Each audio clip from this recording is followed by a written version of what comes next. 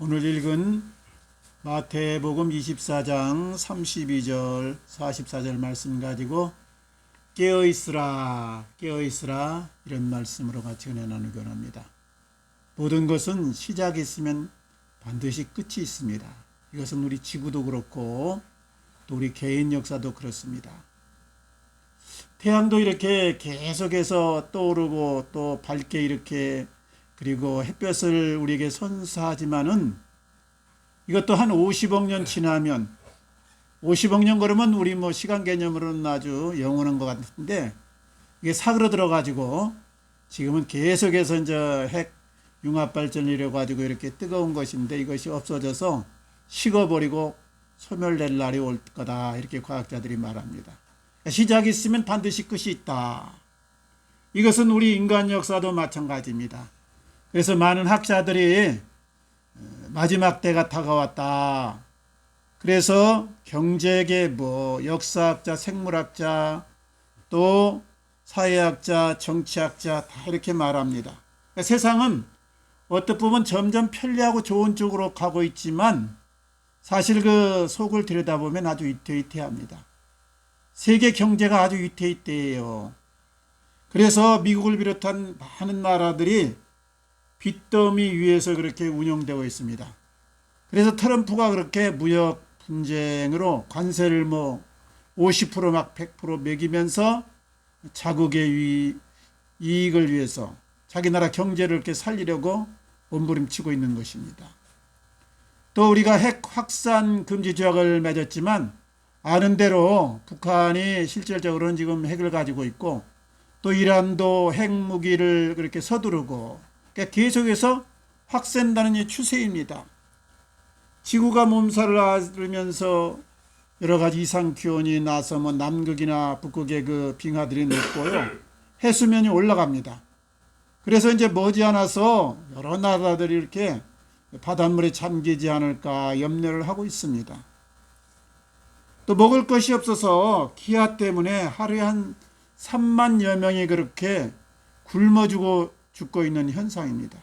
그리고 여러 가지 질병이라든가 재난이라든가 곳곳에 많은 이런 이변이 일어나잖아요. 한마디로 말하면 이제 우리 자동차로 말하면 중고가 되었다. 지구도 이제 어떻게 보면 마지막 때가 되었다. 이것을 말씀합니다. 또 우리 주님도 친히 그 하늘로 승천하시면서 말했어요. 내가 이제 하늘로 승천에 올라가서 너희들 처소를 예비하면 다시 내가 반드시 오리라. 주님이 오시면 이 세상 인간 역사가 끝나고 새로운 세계가 펼쳐지는 겁니다. 오늘 읽은 이 마태복음 24장의 말씀 그리고 그 다음에 나오는 25장의 말씀은 종말론에 대한 이 말씀인데요. 우리 주님께서 24장에서 마지막 때에 대한 이 징조를 말씀합니다. 여러 가지가 나오는데 요약하면은 이단 사설이 많겠다. 적그리스도가 일어나겠다. 그 다음에 곳곳에 지진과 기근과 전쟁, 재난이 많겠다. 그리고 사람들은 불법이 성하고 그리고 사랑이 식겠다. 그러면서 오늘 말씀 마태복음 24장 32절의 말씀을 주는데 처음에 뭐라고 그랬어요? 무화과 나무의 비유를 배우라. 무화과 나무가 연하여지고 잎을 내면 가지가 연하여지면 이제 그 철이 되었다. 여름이 가까운 줄 알라. 그렇게 말씀하잖아요.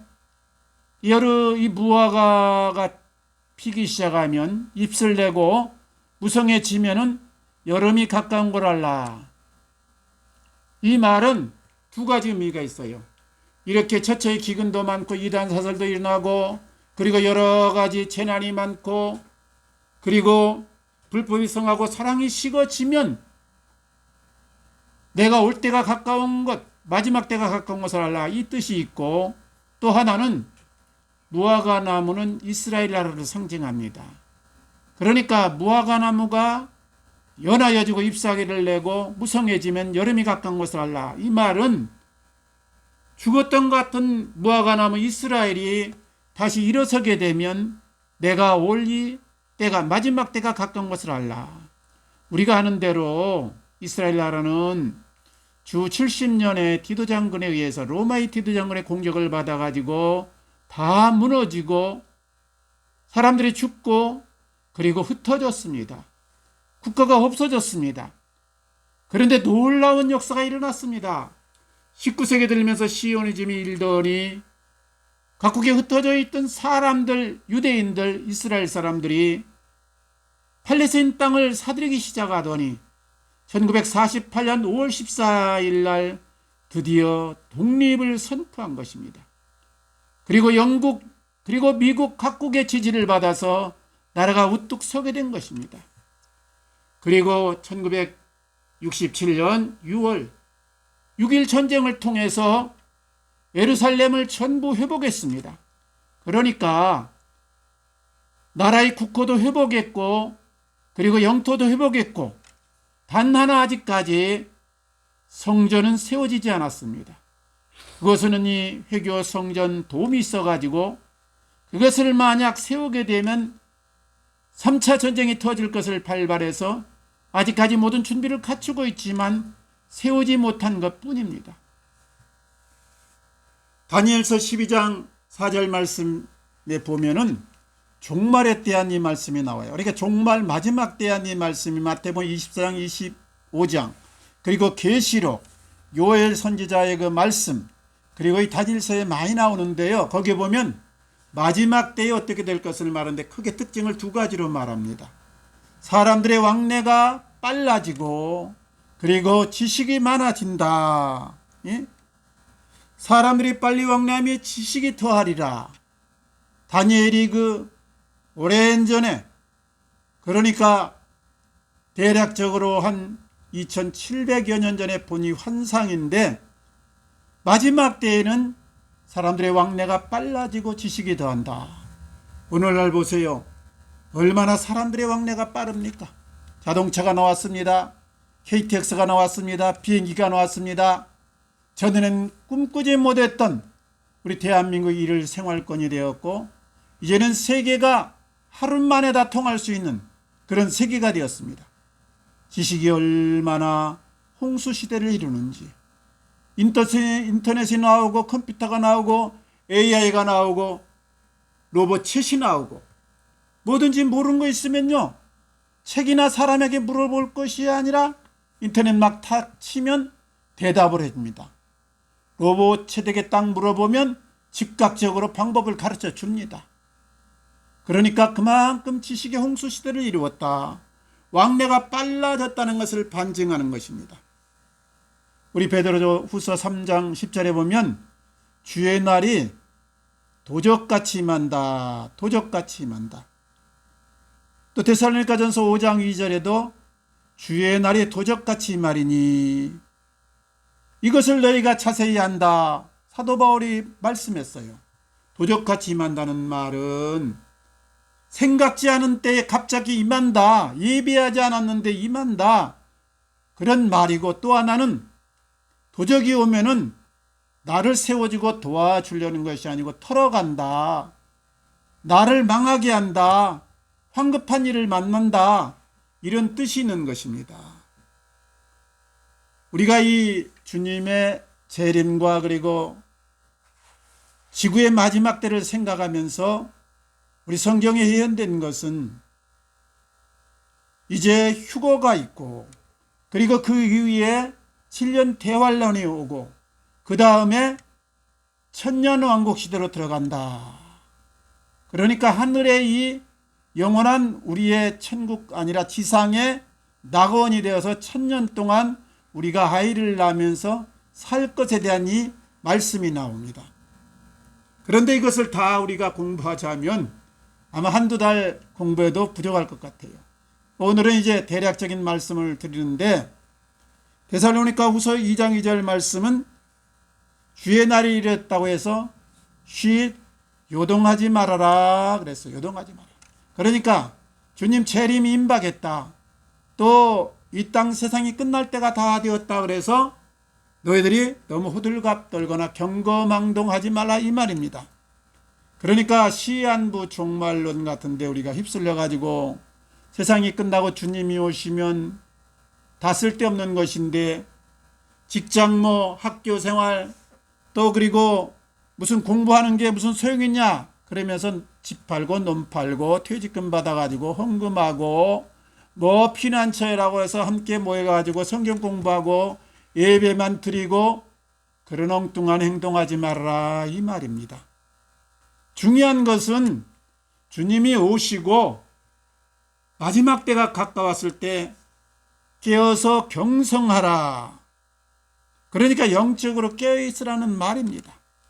우리 주님이 마태복음 24장에서 종말의 때에 대해서 주님의 임하실 때에 대해서 그 징조를 말씀하시고 때와 시간은 아버지도 모르고 천사들도 모르고 아들도 모른다. 아버지만 아시고 천사나 아들도 누구도 모른다. 그러니까 시한분 종말론 같은 데 빠져가지고 엉뚱한 것 하지 말아라 이것을 말씀하시고요. 그러면 어떻게 됩니까? 이 내용이 마태복음 25장에 나옵니다. 우리 이제 시간 나시면 집에 가셔서 25장을 한번 읽어보시는데 거기 보면 세 가지 비유가 나오죠. 종말의 때가 가까웠고 주님이 오실 때가 가까우면 우리가 어떻게 해야 되는가?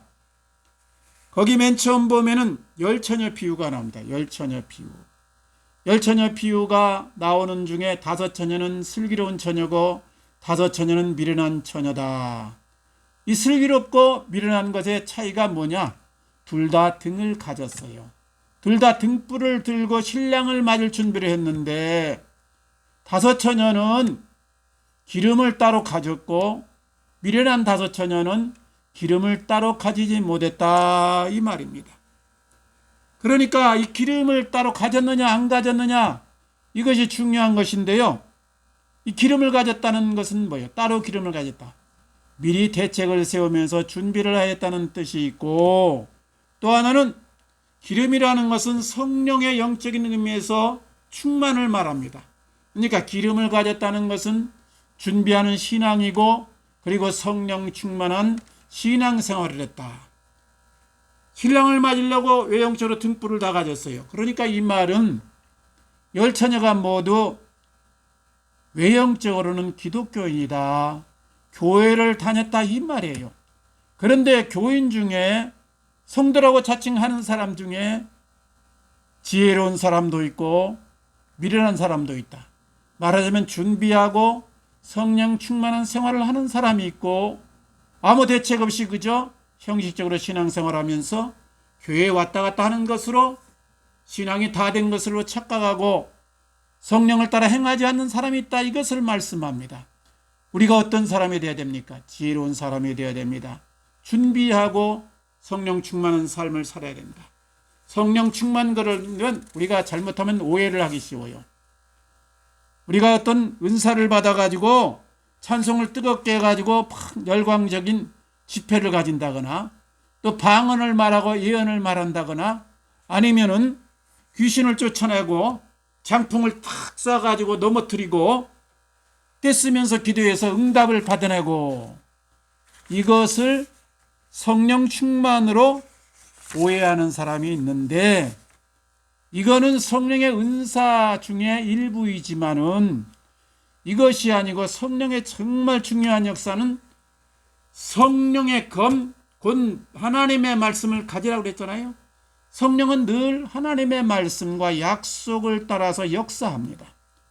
그러니까 우리가 깨어있다는 말은 준비를 하고 성령 충만한 생활을 하는데 우리가 하나님의 말씀 따라 사는 것을 말하는 것이죠.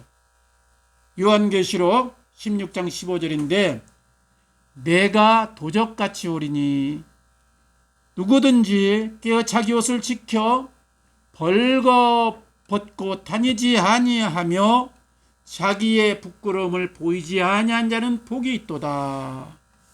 그러니까 주님이 갑자기 임하실 때에 도적같이 오실 때에 벌거벗지 않고 부끄러운 짓 아니하고 그리고 옷 입고 단정히 사는 사람이 복이 있다 이 말이죠. 여기서 옷이라는 것은 세마포옷을 말합니다. 이 옷은 무슨 말입니까? 계시록 19장 8절에 보니까 세마포옷은 성도들의 옳은 행실이라. 그러니까 바른 생활을 하면서 주님 모심을 고대하면서 성령의 인도를 받으라. 그러니까 이 말은 옳은 행실은 뭐예요? 법을 지키거나 덕을 쌓거나 예의를 지켜 행하라는 그런 뜻이 아니라, 우리 말씀에서 옳은 행실이라는 것은 하나님과 동행하고 주님과 늘 함께하는 생활을 말합니다. 그러니까 우리가 선한 행실로서 하나님께 영광 돌고 성령 충만한 생활을 하는 것은 다른 것이 아니고, 세상 가치관을 따라서 살지 말고 육적인 소욕을 따라서 추하고 허접한 것을 쫓아서 살지 말라는 얘기고, 말씀을 따라서 깨끗한 삶을 살라는 말씀입니다. 그리고 하나님 것 싫어하는 건 나도 싫어하고, 예수님 좋아하는 건 나도 기뻐하면서 주님 성품으로 주님 마음으로 말씀을 따라 살라는 말씀입니다. 늘 성령의 인도를 따라서 말씀 안에 거하면서 승리하시기를 주님 이름으로 기도합니다. 두 번째, 이제 우리 첫 번째는 열처녀 비우다. 지혜로운 우리 열처녀, 준비하는 열처녀, 성령의 인도를 따라서 주님 마음으로 사는 성도가 되어야 된다. 두 번째 나오는 비유가 뭡니까? 달란트 비유입니다. 달란트라는 것은 당시의 고대에서 헬라어의 그 질량이나 화폐를 잴 때에, 측량할 때 썼던 말인데요. 여기서 이제 어떤 종에게는 1달란트, 어떤 사람에게는 2달란트, 어떤 사람에게는 5달란트를 줬다. 이 말은 각기 재능에 따라서 사명을 할 일을 주었다, 이런 뜻입니다. 그러니까 우리가 예수를 믿지만은 사명이 각기 다릅니다. 그리고 나중에 주인이 와서 이 달란트를 도로 찾았다, 회개했다 그러잖아요. 그러니까 이 말은 뭐예요? 다시 그 주신 사명에 내가 어떻게 했느냐를 주님께서 따진다 이거예요. 그래서 예수를 믿지만 우리가 사명은 달라요. 교회에서는 목사의 사명, 또 뭐 전도사의 사명, 아니면 장로, 집사, 뭐 성가대원, 여러 가지 사명이 있잖아요. 또 우리 가정으로 가면 아버지로서의 사명, 어머니로서의 역할, 자녀로서 위치가 있지요. 사회로 나가면 직장인으로서 우리가 사업하는 사람도 있고, 또 기술자도 있고, 공무원도 있고, 교수도 있고, 연예인도 있고. 그러니까 이 사명할 일이라는 것은 한 사람이 하나로 끝나는 것은 아니고, 보통은 3개, 4개, 5개씩 그렇게 다 가지고 있는 역할을 말합니다. 전에 제가요, 이 직장을 그만두고 전학을 그만두고 늦게서 좀 목회를 시작하는데, 사회적으로는 이제 나이가 좀 들었지만 목회에서는 초년병이잖아요. 근데 참 힘든 겁니다. 중간에 이렇게 뭔가 진로를 바꾼다는 것은 쉬운 일이 아니에요. 그게 너무 힘들고 어려워서 제가 여러 가지로 쫓기고 또 고민을 하다가 이런 생각을 했어요. 하늘을 뚫어서 능력을 받든지 아니면 죽어버려야겠다. 예? 교인들도 힘들게 하고 나도 힘들고, 이거 뭐 아무 열매도 없으니 어떻게 하느냐. 능력을 받아서 내가 정말 값지게 쓰임 받든지 아니면 차라리 내 생을 끝내버려야겠다. 그래서 그 방법을 찾다가 아무래도 밤에 산에 올라가면 귀신이 나온다 그러니까 귀신이 잡아갈 수도 있고, 잘하면 맹수를 만나가지고 또 먹이가 될 수도 있고, 그렇지 않으면 어두운 밤에 올라가면 낭떠러지에 떨어서 죽을 수도 있고, 아주 이런 극한 생활을 했어요. 그러면서 목사로서 자살할 수는 없으니까 좀 산에로 올라가자. 그래서 밤 12시를 기점으로 해가지고 그 멀리는 갈 수 없고 저 삼각산 동일봉 쪽으로 올라가는데요. 꼭대기 정상을 올라갔더니 거기 한 2시간 걸려서 올라갔어요.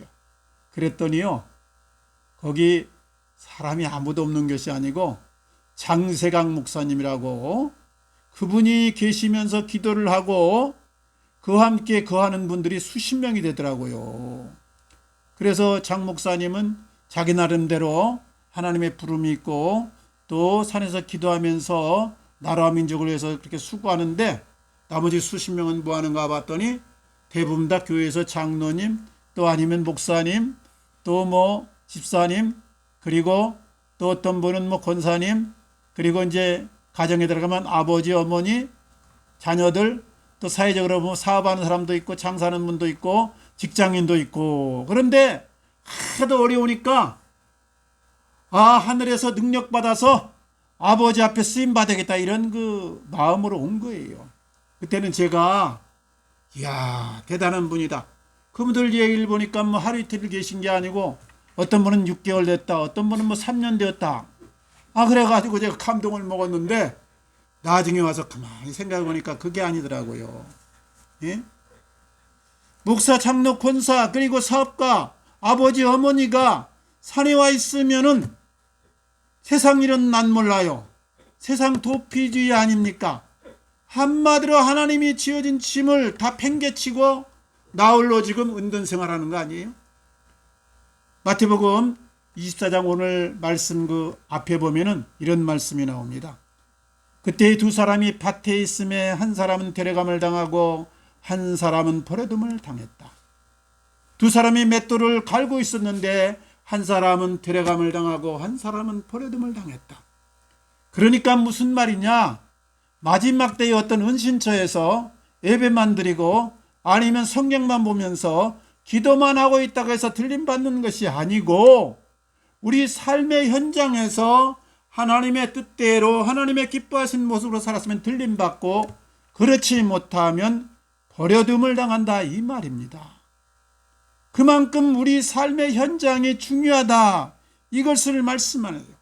그러니까 남편은 아내를 사랑하고 아이들을 돌볼 책임이 있는 것이죠. 아내는 남편을 보필하고 아이들을 잘 이렇게 추스려야 됩니다.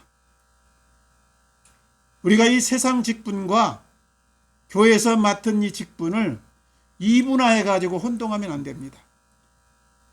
교회 성직이 중요한 것처럼 목사라든가 권사라든가 내가 성관으로 일하는 것이 중요한 것처럼 세상에서 내가 아버지로서 아니면 내가 남편으로서 역할이 중요하고 직장인이나 기술자나 어떤 장사하는 일이 그만큼 중요하다는 얘기예요. 그러니까 성직이라는 것은 교회에서 맡겨진 직분이 아니고 내가 해야 될 이 사명이 교회 안이든 교회 밖이든 다 중요하다 이 말이에요. 그래서 사명에 충실하면 우리가 들림을 받을 수 있고 내 주신 할 일에 내가 소홀히 하고 엉뚱하게 산속에서 기도만 하고 있어도 들림받지 못하고 이걸 말씀하는 겁니다. 우리 맡겨진 세상의 직분, 사명, 할 일에 충실하심으로 승리하시기를 주님 이름으로 축원합니다. 먼저는 우리 뭐예요?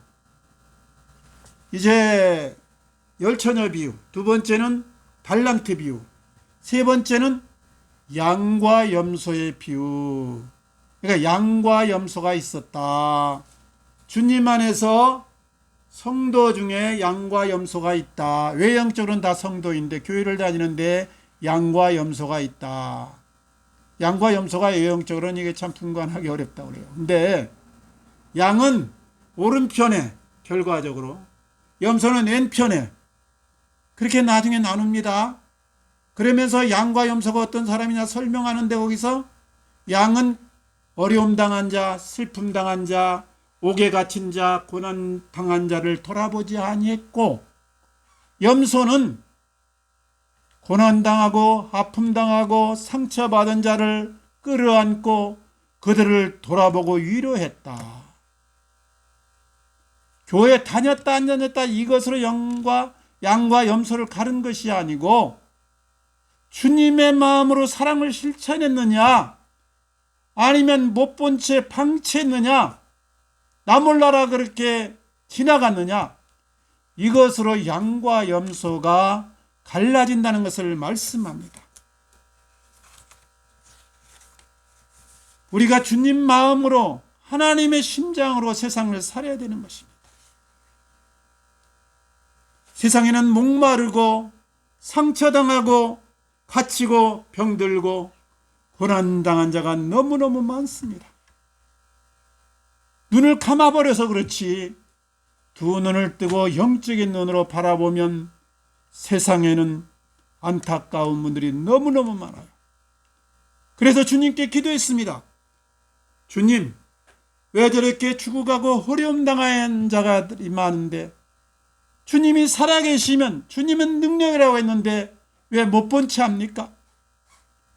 슬픔 당하고 고난 당하고 상처받은 저들이 보이지 않습니까? 왜 저 지경으로 놔둬서 하나님이 어디 계시냐고 그렇게 외치게 만듭니까? 그때 주님이 제 마음에 감동을 줬어요.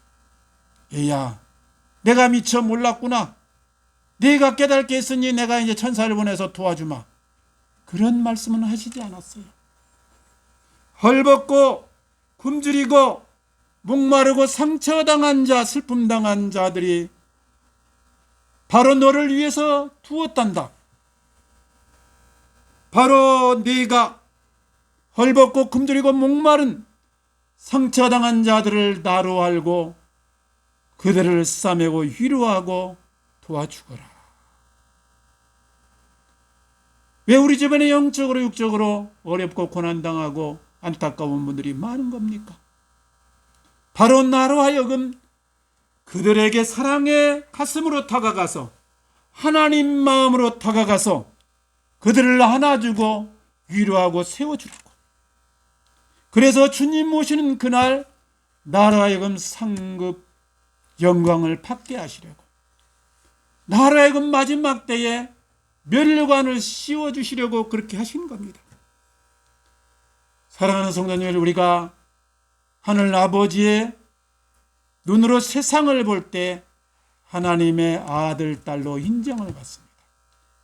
우리가 주님의 마음으로 어려운 사람들, 고난당한 자들, 소자를 품에 안을 때 주님의 제자로 인정을 하는 것입니다.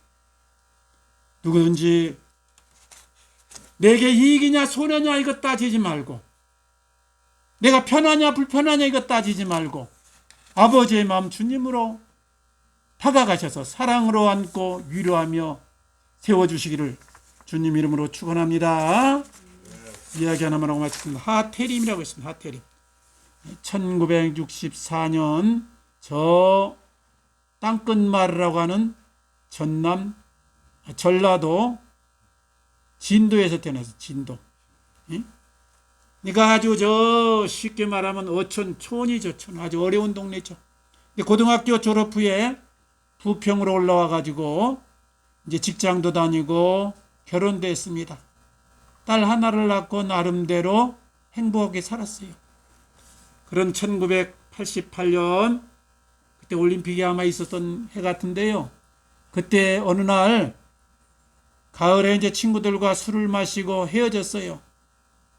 그래서 가다가 너무나 소변이 마려워가지고 좀 약간 후미진 곳, 어리컴컴한 곳을 갔는데 마침 거기 공사장에서 깊은 구덩이를 파놓은 게 있었어요. 작업을 하느라고. 뭔 모르고 그쪽에 걸어가다가 떨어져 버렸습니다. 의식을 잃었어요.